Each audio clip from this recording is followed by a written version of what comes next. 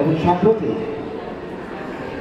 জাতিসংঘের FAO food agricultural অর্গানাইজেশনের পক্ষ থেকে একটি দুর্লভ সম্মান তিনি নিয়ে এসেছেন এবং এই দুর্লভ সম্মানের মধ্যে শাহিদ সিরাজের সাথে ফ্রান্সের আরও একজন পেয়েছেন দুজন এবং আগামী 18 নভেম্বর ইতালির রোমে আনুষ্ঠানিকভাবে এই পদক হস্তান্তর করা হবে। শাহিদ সিরাজ তিনি এশিয়ার পঞ্চম ব্যক্তি যিনি এই দুর্লভ সম্মানে সুযোগ হলেন। আপনাদেরকে কিছু বলার নেই, একটি সময় অনেক আপনাদের প্রোগ্রাম রয়েছে। জনাব শাহিদ সিরাজকে আমরা কংগ্রেচুলেশন জানাচ্ছি। প্রবাসী বাঙালি যারা ক্যালিফোর্নিয়া থেকে, আমার এখানে বলার কিছু নেই, খালি আমি একটা কথা বলবো। আমি বলি শাহিদ সিরাজকে আপনি বলে কংগ্রেচুলেশন।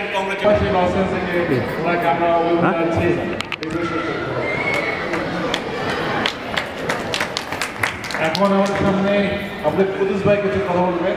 দীর্ঘ সময়ব্যাপী উনি যে কষ্ট করেছেন বাংলার কৃষকের জন্য, তারই একটা স্বীকৃতি হিসেবে আমরা আনন্দিত অভিভূত।